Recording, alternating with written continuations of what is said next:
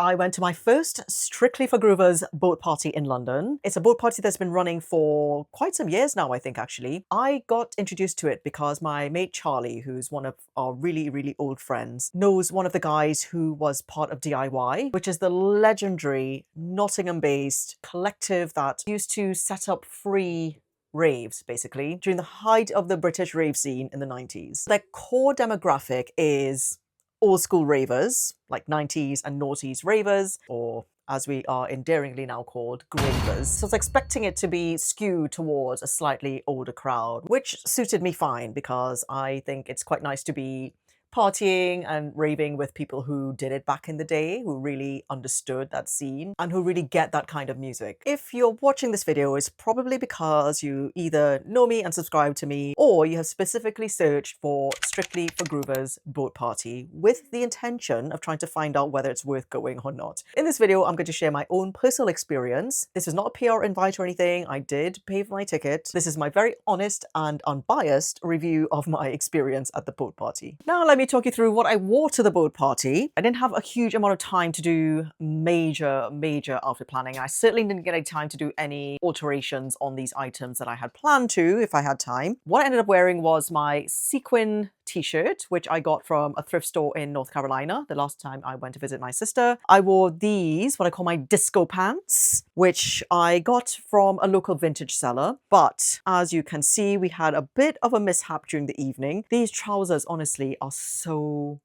tight. And I did actually do an alteration on them last year, or soon after I got them, to make them spray on tight because they weren't before. And I really felt like they needed to be spray on tight, but they are extremely tight. And unfortunately, the zip gave way at some point during the evening. Fortunately, I had my new rainbow ruffle raincoat of dreams to cover up the broken fly of shame. And this was really the star of my outfit. Now, just a caveat and say, on Saturday, I did not have time at that point to put the hood on the raincoat. This is something I did after the boat party. I still wore it, but it just didn't have a hood on it. So I wore a black hat to cover my head from the rain. And I also finished off with my pink oversized sunnies and just a pair of trainers. So that was the outfit. That's what I went with in the end. You didn't really see much of this outfit underneath because I had this majestic beauty on for most of the evening. And yeah, that's what I wore. We were told to be at Tower Pier at 4 o'clock with a view to embarking and being on the boat by 4:45, with the party officially starting at 5. We got to Tower Pier about 4:15. It was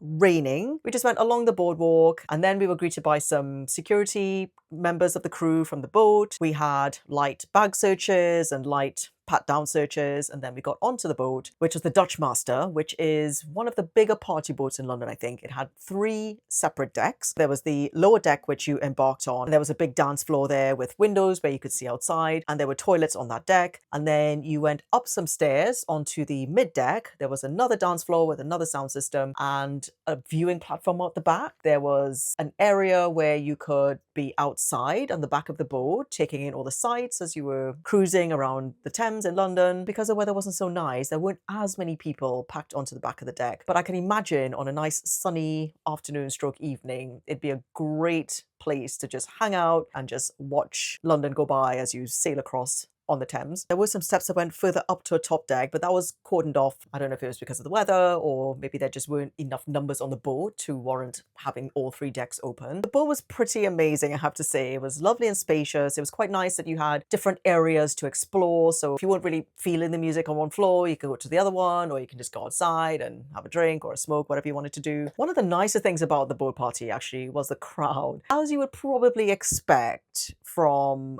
an event which was aimed at 90s and noughties ravers. Everyone in the crowd was incredibly friendly. It was just good vibes all around. Everyone was just up for having a dance. There were no airs and graces. Everyone was just chilled and just ready to have a good time. And it was just such a nice vibe. I'd gone to the party with my hubby and a bunch of our guy friends. And so at some point during the evening, I had befriended a few different groups of women on the boat and having a bit of a dance with them and everything. All in all, I would say vibes, 10 out of 10. Music, I'm going to be really picky just because I also DJ. My sweet spot in terms of dance music is probably slightly more on the recognizable banger side than this lot's music was. For most people in the crowd, I think they would certainly give the music a 10 out of 10, especially those that have known DIY and Strictly for Groovers since the 90s. For me, personally, I would say a 7.75 out of 10, only because I just wish they would drop in a few more recognizable bangers.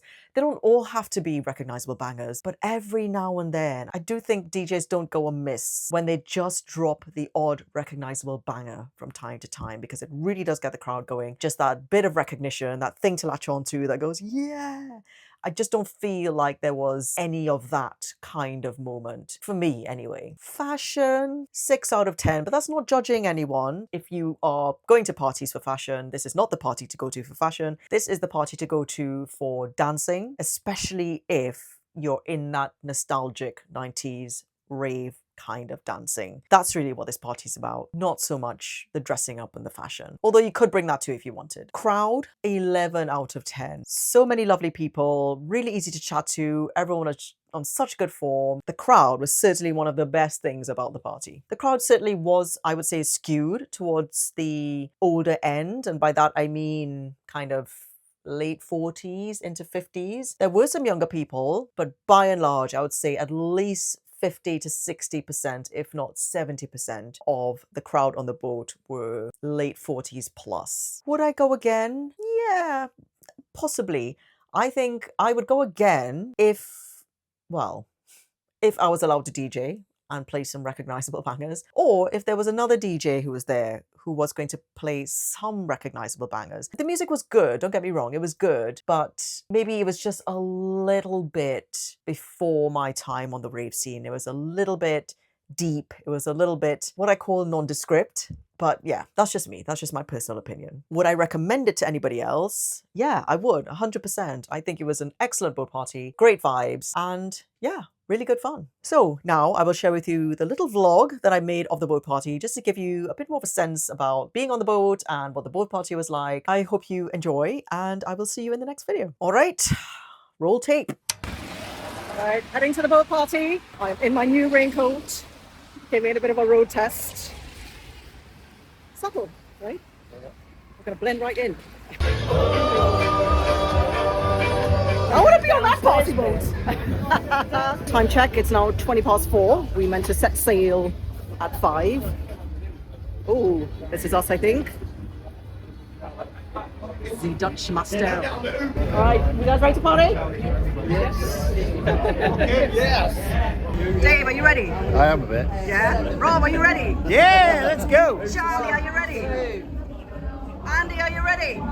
Gav, are you ready? Yeah. Liz, are you ready? There's the organizer, there's the ringleader. Babe, are you ready? I am ready, yeah. Yeah, all ready? Charlie, are you ready? I'm ready. Ready to party! All right, let's get on board. Hello, good afternoon. Good afternoon, 1 second. Oh, okay. Toilets. Oh, is this the cloakroom? The cloakroom. Let's check out the top deck.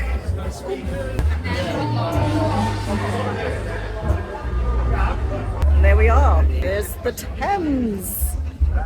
There's Tower Bridge, often mistaken for London Bridge. Oh, is there another deck? Or just a little, what's that? Just some little steps. It's Dave! Oh, Tower Bridge. It's Dave at Tower Bridge! Go, quick. What else is funny? Yes. Take a photo as well. Take a photo. Right, okay. Look at this fabulous queen! Hey. Fabulous queen! I love it! It's 5:15. I've come to assess the music on the top deck. This guy gave it a solid 9 out of 10. All right.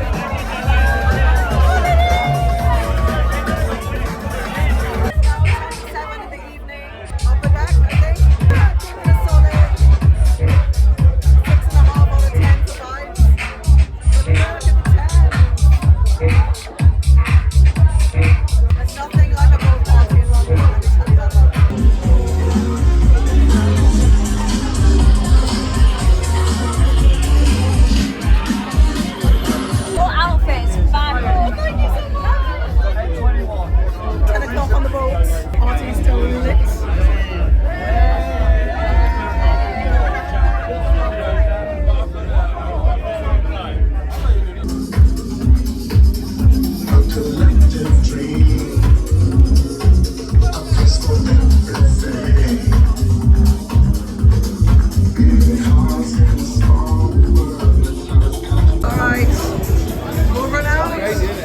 It's been fun!